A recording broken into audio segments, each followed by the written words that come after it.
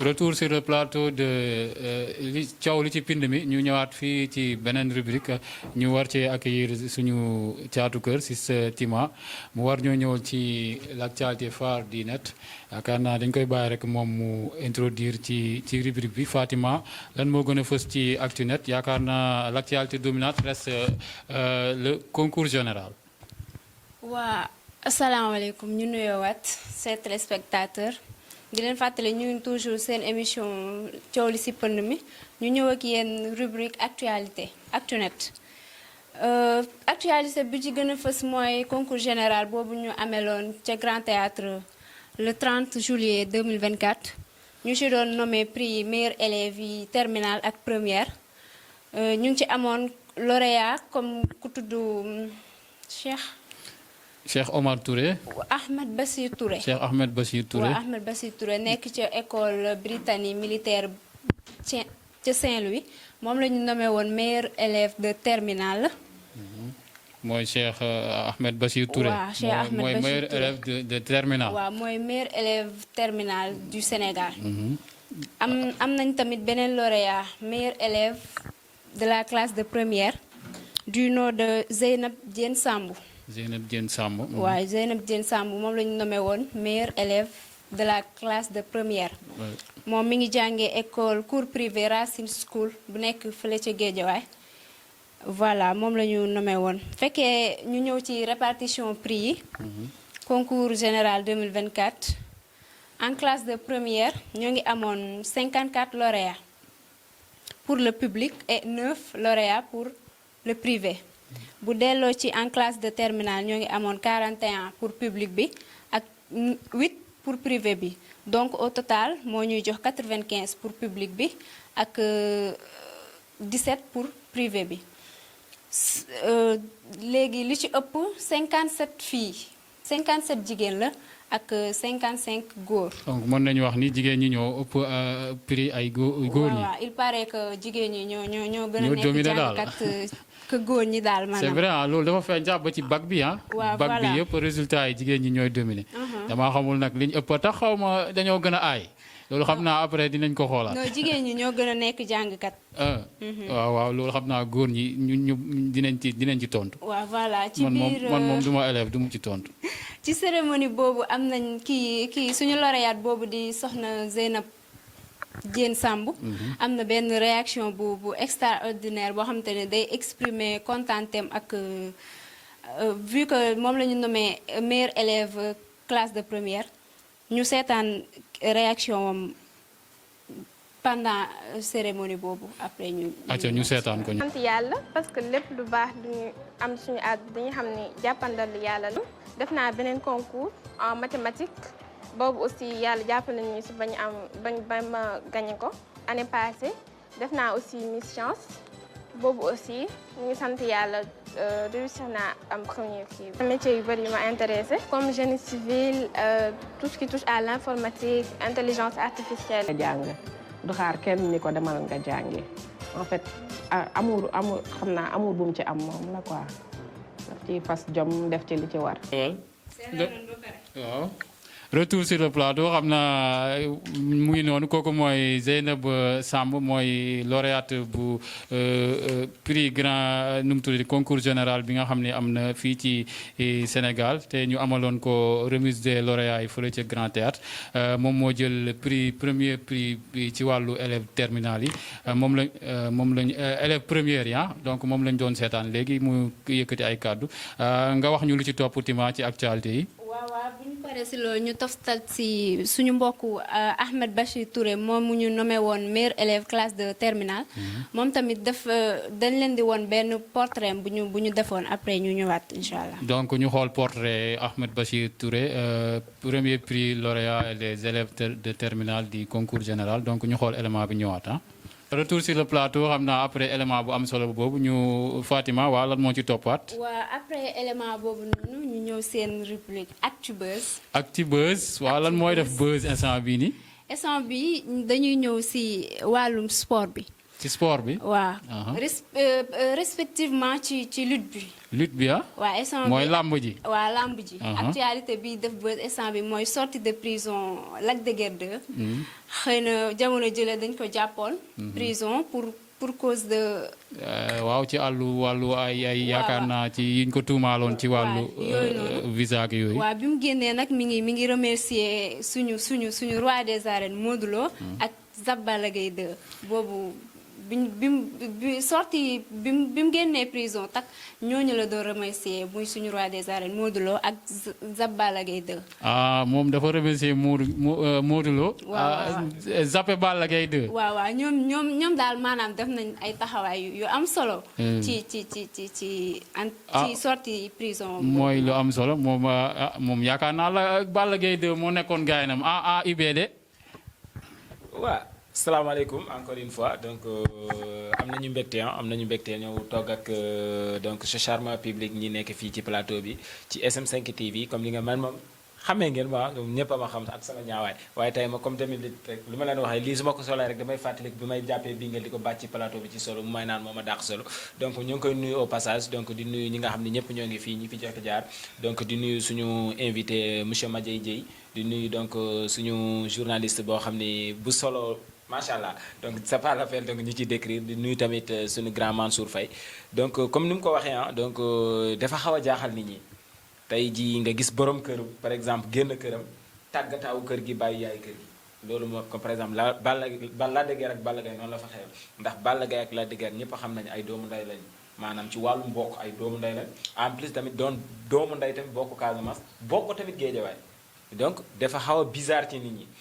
Balla Gaye tey ak ñëpp nu ñu ko xamee donc social am doon nit boo xam ne dafa social Lac de Guiers génn sant ko di sant koo xam ne bon en terme de sportivité donc dañuy wax Modou Lo mooy son grand rival mu wax ennemi maanaam un rival de donc sportif Modou Lo la mu sant Modou Lo bàyyi Lac de Guiers donc si yaa dafa am benn polémique bu ci nekk en fait donc ci loolu donc xaw na jaaxal nit ñi donc nag la question que les gens se posent est la suivante ndax dafa am benn querelle bu nekk wala benn rancune bu nekk seen diggante wala ndax xel tamit day fàttu tamit xëy na tamit dafa fàtte ndax boo gisee Boucher Ketchup mooy koo xam ni defaloon na ko conférence de presse ba ñu bëri donc gis ko am lu ñu ci contribué te kooku tamit da ko fàtte da ko omettre kon donc mën nañu wax tamit xëy na xel bi dafa fàttu xëy na tamit donc am na benn lii bu am seen diggante. mu ngi noonu donc ñu xaar waa nen fi muy mujjee bëtam xam nañ ni peut-être mën na am dañoo am problème waa ñi ñaay wax benn côté bi dañoo am problème mën na am tamit da ko omettre par abscisse la rek mu omettre ko donc dinañ ci xam dara yaakaar naa am na sorties yu bëri yu ci am comme ni ngay wax ay mbër yu bëri ay Lirou Diane ay même ba ci nu mu tuddee El Hadj Ndiaye bu 2STV dalal ña Lac de Guiers 2 li mu ko wax mooy na fàtte lépp te liggéey. te muy lu am solo donc mu ngi noonu donc acte boobu moo defoon buzz te muy polémique bi nga xam ne am na ba Lac de Guiers 2 génnee sant ki nga xam ne mooy Modou Lo waaye mel ni ku zappé Balla Gaye 2 donc loolu moo nekkoon premier acte buzz bi Fatima ñu bàyyi la nga continuer. waa ñu continuer toujours c'est actu buzz bu dellu ci wàllum sport bi. ku tudd sport nag foog nga wax foot jóge nañ ci lutte bi léegi dañuy ñëw ci football bi. ñu wax ci actualité bi ci suñu ñenn ci suñu gaynde yi ku ci mel ni Lamine Camara moom quitté na Metz et engagé wu na ci fële ci AS Monaco. donc Lamine Camara dafa jóge Metz dem AS Monaco. dem na AS Monaco et suñu beneen gaynde bi ñuy tuddee Krépin Diatta accueillir na ko ci benn accueil bu extraordinaire voilà. donc ñu seetaan élément bi ñëwaat. donc Lamine Camara accueilli par son coéquipier Krépin Diatta. Il y a aussi Ismaïla Jakobs c'est vrai c'est vrai. waa après transfert Lyon boobu ñu tuddee Lamine Camara amoon na beneen suñu gaynde yi ku ñu tuddee Ismaïla Sarr moom tamit def na transfert quitté na Marseille dem fële ca Crystal Palace. moom tamit def na waaw. donc Ismaïla Sarr dafa jóge Marseille dem Crystal Palace. voilà ok léegi montant transfert bi ñu ngi ko xayma ci 15 millions d'euros. 15 millions d'euros. pour une durée de 5 ans. donc 5 ans la ko signé pour un montant de 15 millions d'euros. Voilà. xaalis la de. 15 millions d'euros. Voilà Ismaïla Sarr donc loolu moo nekkoon. loolu moo nekkoon actu sport bi. dellu woon ci wàllu football. ci wàllu football bi ñu jàll ci beneen actu muy actu. actu musique. actu musique waaw lu gën a fës ci actu musique. voilà buzz bi def instant bi nii polémique ci net bi mooy single boobu suñu artiste Wally Ballago Seck ak Vigy génnee. le phénomène. ñu titré ko yaa mën. yaa mën. waaw. moom Vigy son bu am solo macha allah neex na torop. waaw mu génnoon vendredi passé. instant bi mi ngi def buzz si TikTok beeg Instagram yi yëpp instant bi nii ñu ngi ciy def ay challenge yu am solo macha allah. xam naa après di nga ñu indil sa challenge ñu xool ko dégg nga. waaw incha allah dinaa leen indil challenge bi. ak lan ñu ñëw ci tamit single bi Wally Seck Mia Guissé ak Amadeus war a génnee ñu ngi ko war a génnee ce vendredi 2 août incha allah ñu titré ko Confuse. Mia Guissé Wally Seck ak Amadeus ñoo war a génne benn son. benn son bu tudd Confuse. IBD loolu dina doy waar de. léegi. waaw dina doy waar ndax ku ne Wally Seck donc man bon je suis pas trop donc musical dama déglu bëri ci musique donc sénégalaise bon naturellement donc je suis pas trop dans la musique bàyyi dinañ ma wax damaa waane ndax lu may déglu zikri yi moo gën a bëri mais quand même ku wax musique Sénégal moom ñëpp xam nañu Mia Guissé actuellement moom man je me dis que est-ce que faseem bi amul lu mu ko indil en fait ndax maanaam dafa biddéewam def waaw kay maanaam biddéewam def mais lu ci gën a bëri lii nag parce que Sénégal dafa bëri féministe jigéen yi bi kii bu ñu ko fasee ba tey dañ koo gën a jox doole dañ koy gën a faral moo tax moom Sénégal moom léegi dama leen lancer conseil képp koy def fasel ci sutura bu kenn yëg ndax jigéen ñi bu ñu la jàppee ci réseaux sociaux yi nga am problème moo tax loolu xaw naa may Mia Guissé benn doole Amadeus tamit donc ñëpp xam nañu lu muy génnee mboof l'enfant de Richard Toll donc je le connais très bien comme ni ma la xamee noonu laa ko xamee très bien ça donc c'est un gars qui a toujours chanté bien depuis mu nekkee xale mais Wally Seck kenn waxatu ko kooku moom dafa jommal gars yi fu mu génnee nga ne fa la donc trio boobu noonu dafa mel ni nga boole Cristiano Ronaldo Jude Bellingham ak Messi ci benn équipe donc di benn force lay doon Confuse boobu est-ce que dina xaw gis nga du waruñu xoolaat titre bi sax tuddee ko lu gën a saf loolu en fait. dina doy waar waaw Fatima ñu bàyyi la nga continuer. waaw bu delloo ci single boobu noonu trio boobu war ñu génneel artistes yu mag yooyu nga xamante ne way lañ ñu def macha allah. am na benn teaser bu ñuy ñamal ci net bi après dañ leen di ñamal tuuti rek ci teaser boobu nga xam ne mi ngi def polémique ci internet bi. waaw teaser bi de yaakaar naa jur nay coow gis nañ ci ay oto yi xandaaloog comme genre film xam naa après dinañ ci ñëw nga jaal ci bi ci topp. waaw bi ci topp mooy rapport boobu noonu ñu tuddee Dip Doundou Guiss. Dip Doundou Guiss. war a def présentation fële ca Paris ci Jeux olympiques yooyu noonu ñu war a amal. le 4 août 2024 bi ñu jëm si moom si jëm boppam moo toog wax annonce bi annoncé ko sénégalais yëpp nga xam ne moom moo war a représenté foofu noonu ca Paris Jeux olympiques yooyu noonu. ñu bàyyi leen ngeen Dip Doundou Guiss day joué ci les JO de Paris donc le 4 ah. le 4 incha allah la ko war a joué fële ca Paris yaakaar naa jeux yi mu ngi en cours ah. donc Dip Doundou Guiss war a def benn prestation le 4 août ah. donc moom moo annoncé moom en personne moo annoncé événement bi donc dañ koy seetaan ñëwaat en complicité avec notre réalisateur ñu dem seetaan ko ñëwaat. Bonjour, c'est Dip Doundou Guiss. Alors retrouvez-moi le 4 août au JO 2024 de Paris pour un concert exceptionnel à la Station Afrique.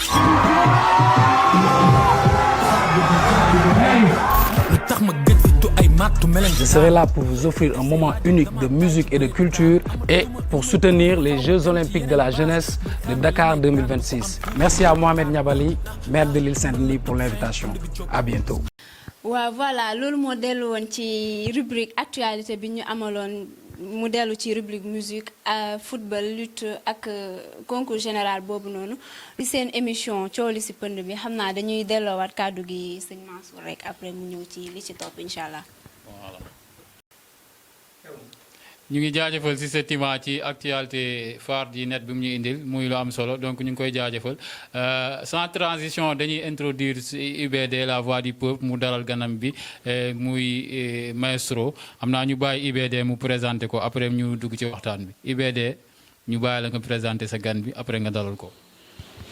waaw comme ni nga koy waxee rek donc tey moom damay utiliser français beeg olof bi yëpp jaxase ko nee leen re asalaamaaleykum ah ndax wax naa asalaamaaleykum donc macha allah Sista Tima man tey mosuma xam ni jigéenu Sénégal nii la ñu xamee football en fait ndax lu mu fi wax dem bay wax ay montant transporté leer na ma ne loolu suñu réalisateur bi ngeen jolof xamu ko ndax boo ko laajee mayo bu mu sol kala sax du la ko wax donc gis nga Sista Tima te li ma gis du kii kese ndax am na beneen Tima tamit bu nekk 2STV tamit même liggéey lay doon macha allah donc ñu ngi koy jaajëfal tamit di jaajëfal grand Mansour di jaajëfal ñëpp ñu fi jaaroon en plus tey nag donc suñu rubrique musique donc ci suñu émission bi nga xam ni lu xew ci pinde mi nag tey benn ndaanaan lañ fi dalal ndaanaan boo xam ni dafa dem ba wujju turam ndax El Maestro lañ koy surnommé ku wax El Maestro donc xam nañu ñëpp c'est quelqu'un boo xam ni ñëpp a ko xam tey ci bon dans le monde de la musique sénégalaise donc vrai turam nag di monsieur Madjey Ndiaye benn Ndiayen la nag xam naa benn Sisi ak Jóobe ni ñoo ngi koy xaar nag pour après tànc ko quoi donc su ko defee doon dañ koy bàyyi mu nuyoo ba pare après ñu doo ba dugg ci suñu waxtaan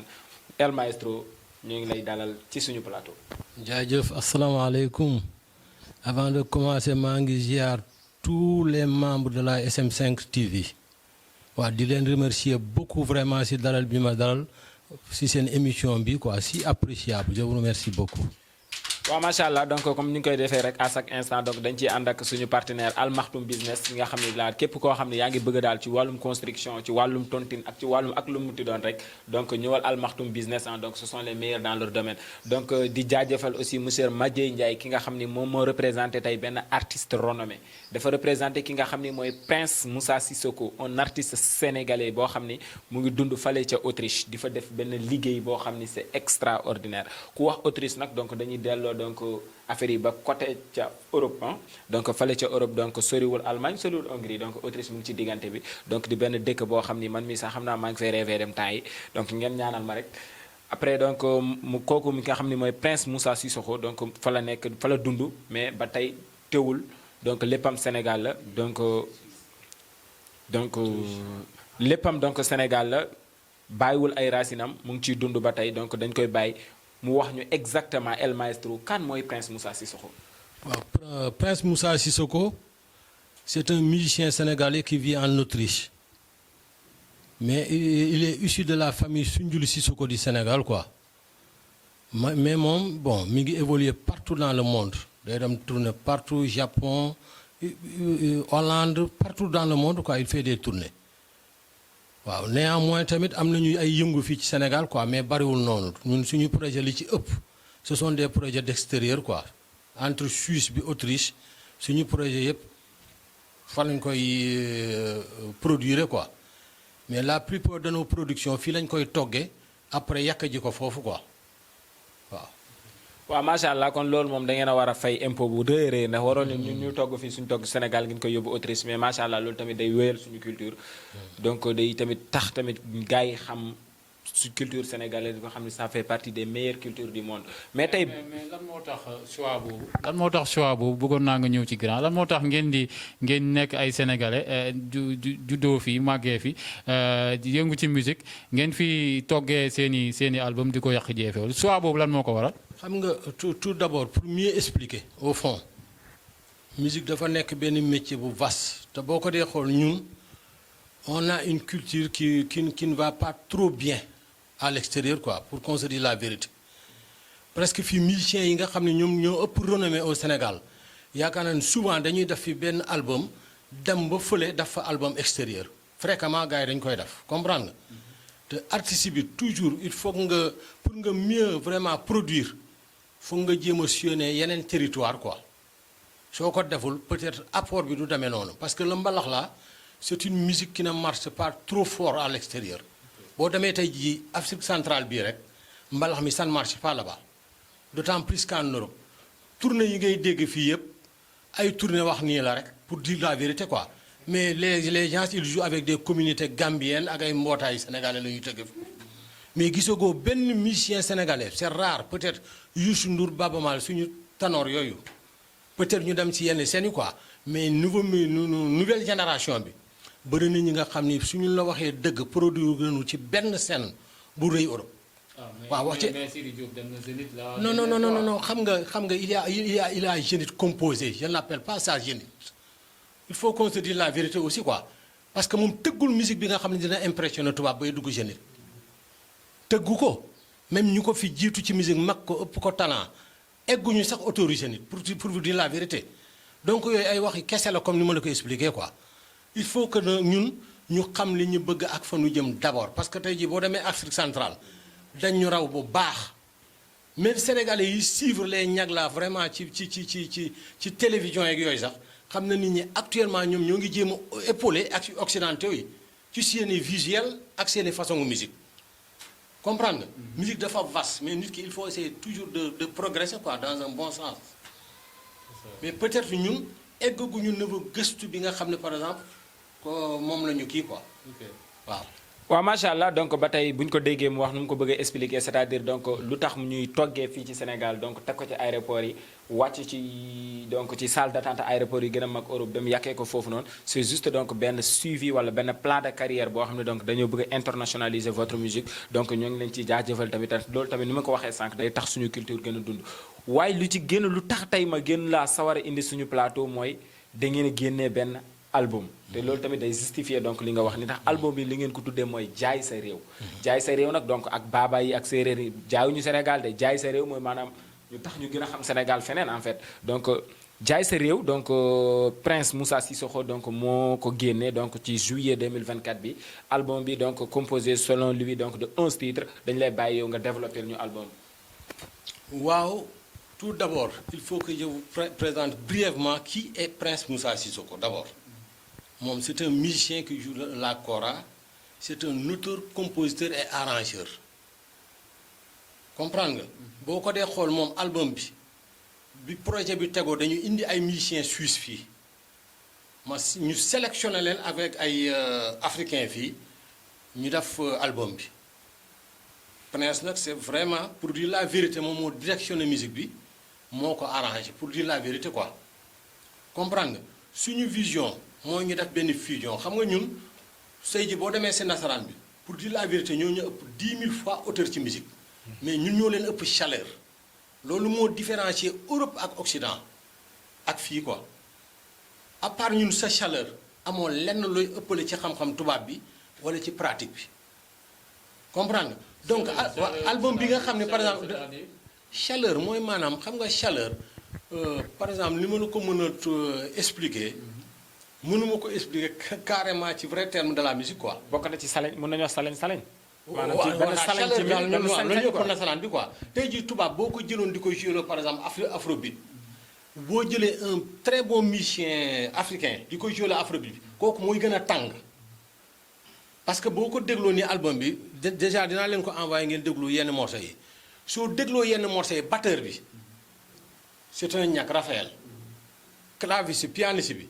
c'est Jean Mermoz moo nekk noonu ci Pape Diouf bassiste bi c'est un très beau il fait partie des meilleurs bassistes de Suisse guitariste bi noonu comprendre nga soo dégloo musique bi nga xam ne vraiment métissage am na ci te chaleur am na quoi comprendre nga tey jii boo demoon Europe reprendre lii avec des occidentaux foofu ay tubaab da ngay xam ne ñii africains yi ci rax ñoo gën a tàng ka tubaab bi ci façon musique bi côté bu sens boobu laay expliquer quoi mais ça d'accord tubaab bi mën na la ëpp talent mais yaay gën a exprimer plus fort que lui mais bu ngeen demee si jazz waaw mën nañ la battre mais boo demee si métissage bi foofu da nga koy battre ndax sa chaleur.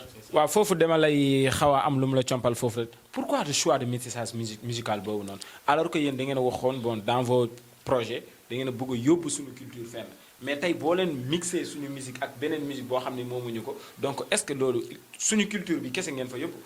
non su ma la xasee ba wax métissage rek jeexal lay wax musique ba doon na ñuul ak xonq ñuul ak weex est-ce que comprendre nga parce que tey jii boo xoolee au vrai sens de la musique même les tubaab actuellement boo leen seetaanee dans des festivals là am na fi ñi nga xam ne dañu ñëw puiser fii en Afrique pour créer encore d'autres choses ci suñu musique quoi kon quand su ma waxee métissage c'est pas au sens occidental du noonu mais boo dégloo musique nga xam ne c'est typiquement africain socle bi quoi mais les mélodies quelquefois les variations dañ lay yóbbu fële est-ce que comprendre nga. si.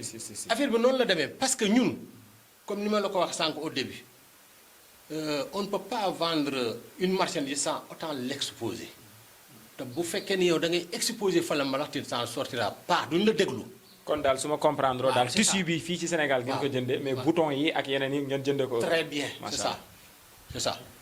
donc macha allah donc gis nañu donc album bi génn na donc wala c'est disponible dans le marché Mondial même. mondial actuellement Parce mu que ngi ci ñi ko plateforme génne tous les producteurs sont des Suisses.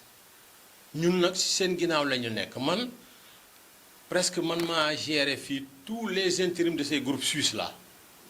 Mais je ne suis pas, je ne me nomme pas ménager, déedéet, parce que je suis un musicien, dépassé dans le cadre ménage. Parce que ménager, c'est trop fort. Ce qu'on appelle ménager au Sénégal, sincèrement, dafa tey sama xel. Ah bon? Oui, si. Parce que da ngay gis benn borom cartable ni ménager là. Mais je pense que un ménager doit pouvoir vraiment s'intégrer à la musique. Oui, vraiment. Ménager bi war na mën a xam sax luy doo wala ree. Bu artiste bi jàddee ci woy sax war na ko mën a corriger sans autant ñële di ci jot. C'est vrai ah li muy wax lu am solo la de parce que booy xool fii ménagères yi duñu en général duñu xam dara ci musique bi duñu xam dara ci musique. yow ménager bi li muy occupation bi yëpp mooy compter xaalis. moom affaire artiste engagé artiste bi muy jouer rek. pour mais moom loolu dootul ménager. moo tax man ni gars yi je n'ai jamais voulu me titrer en ménager déedéet man je suis un musicien un professeur de musique yaa ngi may déglu. Dépassé dans le cadre boobu quoi en fait parce que bu ñu demee studio je fais mes corrections je fais ma participation je fais mes concepts mën naa liggéey morceau entier man donc nag cadre boobu mooy cadre normal la place qu'il faut pour l'homme qu'il faut. donc loolu daal mooy suñu faille en Afrique. su ma déggee bu baax daal kon c'est-à-dire ñi ñuy duppee fii wala ñi ñuy wooyee fii des ménageurs donc mun nañu leen wooye donc des chargés de relations commerciales. je peux dire en fait. xam nga waa foofu doguma la peut-être mën na am ñu am sensibilité d'être ménager fii mais li ma lay waxee au vrai sens du terme un bon manager doit pouvoir avoir des aperçus sur la musique. te ak lu mu munti doon ah. manager bu mu munti doon suñu bu toogee fekkee di entreprise communiquer nga bëgg a jubanti sax da nga war a am. suñu comme toogee di communiquer ci terme musical rek sérieusement parler moom waroon na def participation des participations vraiment concrètes. macha allah. comprendre nga man loolu laa tuddee ménager mais man ce que je vois ici non c'est pas des ménagers pour moi. waaw macha allah donc c'était juste une brève parenthèse donc pour gars yi mun a xoolaat donc seen définition des Oui. termes musicaux ak c'est pas de la musique kese parce que man gis naa fi ñu bëri ah ndax yàggul rek am na ku ma doon waxtaanal am na benn mot bu ma laaj bu wax du moins mais dama ko laajee la signification mun naa wax définition bu ma jox c'est le contraire déjà donc war nañoo xoolaat donc ci lu bëri donc ci musique bi ak yeneen waaw. donc nu may waxee ci pël rek donc am na y a des rappeurs et des rippeurs donc des rappeurs c'est-à-dire ñuy rap dëgg-dëgg des rippeurs mooy ñuy taxaw ci kaw seen bi di tëbëgg tal mais malheureusement donc loolu moo am tey te loolu moo yàq presque musique bi donc surtout donc monde musique bi bassin bi dafa ñu bëri toog nañ ci ñu bëri ñu ngi ci toog duñ si bi seen daal donc tey album bi génn na donc à l'international au niveau local aussi mais lan la ñu war a xaar exactement ci album bi. Actuellement am nañu projet Sénégal fii vers si mi-décembre bi jàpp fin janvier dinañu ñëw fii dinañ def promo bi fii au Sénégal dinañu def tamit ay série de concerts loolu maa ngi ci quoi mais fixé guma ko carrément quoi. c'est pas encore officiel en fait. waaw c'est pas encore officiel mais c'est en cours. yàlla na ci yàlla taxaw ba lépp sotti incha allah. Voilà. donc tey ana lan la ñu war a xaar donc ci suivi donc album bi au niveau international et au niveau local. waaw comme ñëpp di comme bépp musicien buy xaar ci album international rek on souhaite vraiment que c'est un très bon suivi quoi waaw loolu rek la ñu ciy xaar. mais très bon suivi boobu ana kan moo ko war a def donc c'est le staff et j'espère que yéen a ngi waxtaan ak ñoom ci loolu. loolu moom yaakaar naa ne tout est déjà fait. tout est déjà arrangé. waaw loolu moom waaw. waaw macha allah donc comme gis nañu tey Grand Mansour tey ñu indi woon fii koo xam ni donc mooy El Maestro mu représenté fii ki nga xam ne mooy Prince Moussa Sissoko mu génne benn album en juillet 2024 11 titres man déjà tur bi moom tur album bi donc ça me plaît beaucoup systématiquement mu tuddee ko jaay sa réew ndax am ngeen ci benn aperçu ci album boobu noonu ak tur bi surtout titre bi donc jaay sa réew ça signifie beaucoup de choses. donc juste titre bi rek di nga xam peut-être ñoom comme seen concept bi ñu am mooy jaay seen culture jaay seen réew au niveau international comme ni mu ko waxee waaye à travers la musique musique boo xam ne dañ koy métisser comme ni mu ko waxee cuuc fii càpp fële mooy dajale yooyu noonu yëpp pour am benn musique boo xam ne c'est original boo xam ne mën nga ko jaay au niveau international muy lu am solo waaye damay gis mu tudd ñaari réew yoo xam ne dañuy jalonné entre Autriche ak Suisse maanaam jalonnement boobu est-ce que du leen jural ay difficultés est-ce que nan la ñuy fexe ba attirer ñaari public yooyu. kooku pour ma leeral la ci tuuti. ñun genre couleur la ñu quoi. c'est pas Prince Moussa Sissoko kese moo nekk ci label Fakoli Production. ok il y a son frère King Sankum Sissoko lui il vit en Suisse. ok Prince Moussa il est en Autriche. comprendre nga yor nañ yeneen artistes yu nekk ba Japon.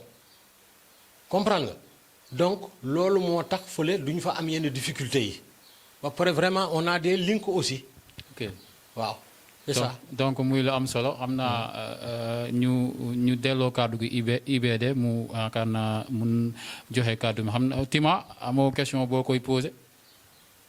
waaw bu delloo ci li mu waxoon sànq que ni sénégalais yi dem extérieur genre pays européens yi di fa def ay musique lu ci bëri ñoom duñ ko apprécier mais de nos jours dañoo gis tubaab yi woyu sénégalais yi ak woyu fecc yi genre dañ ciy yëngu bu baax genre loolu noonu dañoo dégg li ñuy wax wala kii musique bee leen neex rek wala li ñuy dégg loolu noo ko mën a. xam nga pour ma wax la benn chose. pour ma leeral loolu ko tey jii même seen waa ji di guitare quelquefois il arrive souvent de récupérer benn morceau Bob Dylan wala Bob Marley.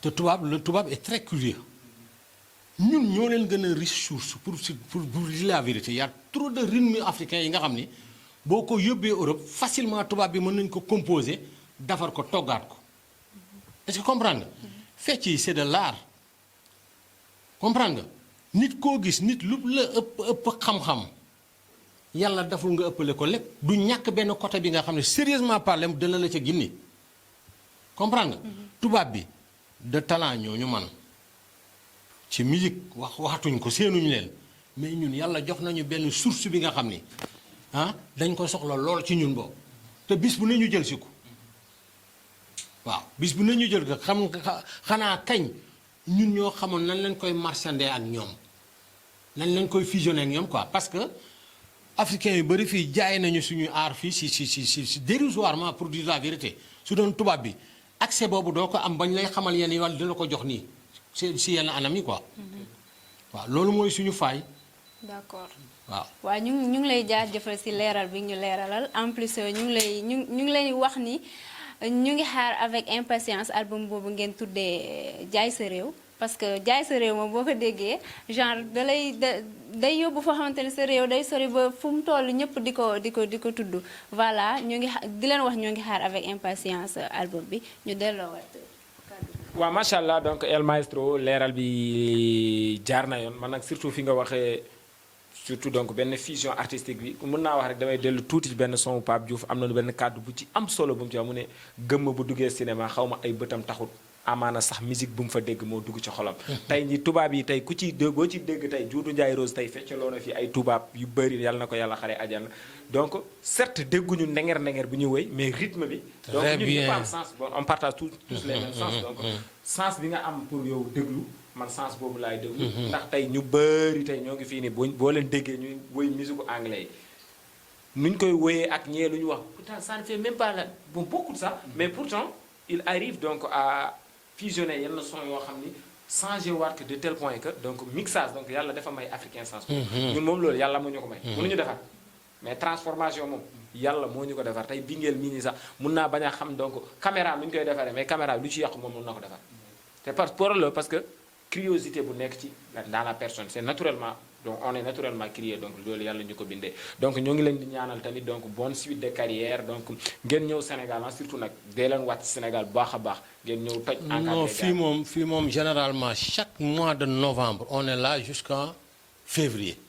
chaque année fi ngeen di noosee quoi. waaw non dañ fi surtout ay activité rek lañ fi waaw may ma loolu rek fii ngeen di noosee xam nga fee ngeen dem indi xaalis tubaab bi ñëw noosee ko fii may ma loolu rek ñëw dóore fi ceebu jën quoi waaw donc macha allah donc loolu lañ leen indiloon tank ci seen tey ci seen rubrique musique donc ci suñu émission ni nga xam ne coow li ci pind mi donc coow li ci pind mi nag bëri na poussière donc dañu wol après kan moo ñu koy fóotal ndax pind moom daf bëri poussière donc ñoo ngi jaajëfal ñëpp donc mais balaa ñuy tàggu balaa ñuy dem donc dinañ koy delloo micro bi donc ki nga xam ne mooy El Maestro mu tàggu donc woo fans yi donc ci album bi. waaw man moom vraiment maa ngi ziare ñëpp di leen ñaan aussi ñu jàpp ci produit bi parce que lien yi déjà mi ngi ci net bi ñu lancé quoi waaw album bi moom ku ko bëgg a déglu yaakaar naa ne lien yi mi ngi ci net bi c'est à la portée de tout le monde di leen remercier aussi ci dalal bi ngeen ma dalal seen émission bi vraiment si important. waaw maa ngi leen di sant di leen gërëm di ziar tamit tous les auditeurs yi nga xam ñoo ngi leen di suivre ci net bi waaw di leen ziar ñoom ñëpp fàttewuma kenn daal vraiment ku lim juum. waaw macha allah donc merci beaucoup donc El Maestro donc monsieur Madieye Ndiaye donc fa la ñuy jaar jëfal encore di jaajëf ñëpp ñu doon teewlu après balaa ñuy delloo micro bi nga xam ne mooy suñu capitaine nee naa leen léegi SM5 TV dafa am capitaine bu bees capitaine boo xam ne donc mooy monsieur Mansour Faye léegi moom mooy capitaine léegi moom mooy Jude Bellingham plateau bi léegi Tima moom mooy Vinicius plateau bi man moom garaawul naa toog ci suuf rek di leen xool mais léegi plateau bi dafa am Jude Bellingham dafa am Vinicius pour muy leer donc jaajëf donc c'était IBD la voix du peuple donc l'enfant chéri di Fouta ñu ngi leen di ziar yéen ñëpp. waaw xam naa kon yow yaay nekk li Lamine Yamal bi rek waaw mu ngi noonu kon mu ngi noonu ñu ngi koy jaajëfal ci rubrique bu am solo bi mu dayaloon fi El Maestro mi nga xam ne moo nekk ci orchestre bu nga xam ne orchestre international la jógee ba Suisse ñëwoon fii partagé ñun ak plateau bi ñu ngi koy jaajëfal El Maestro di ko ñaanal yàlla li mu bëgg ci carrière musicale am yàlla na ko yàlla defal aussi projet yi ñu am ci Sénégal au mois de novembre jusqu'au février yàlla na ko yàlla mottali ñuy woo mbokk internet yi suivre SM5 TV ñu dem ci lien bi ngir découvrir album bu am solo boobu parce que bëri na ay couleur macha allah donc mu ngi noonu loolu lañu leen indi loon tey ci seen première émission bu coow li ci pind mi dañuy bàyyi Tima moom it mu tàggoo su paree ñu joxe moo yu mujj yi ngir tàggoo ko téléspectateur ak internet yi doon suivre seen chaîne SM5 TV Tima lan ngay tàggatoo. waaw maa ngi jaajëfal ñëpp maa ngi leen di remercier yéen ñi ma bokkal plateau bi di jaajëfal suñu téléspectateurs yi ñuy seetaan di leen wax ni que ni c'était Fatima comme ni ko Mansour waxee Sister Tima moo ñëwoon di leen présenter seen rubrique actualité di leen jox dig dag beneen jeudi ci émission bi ñuy tuddee coow li ci pind mi.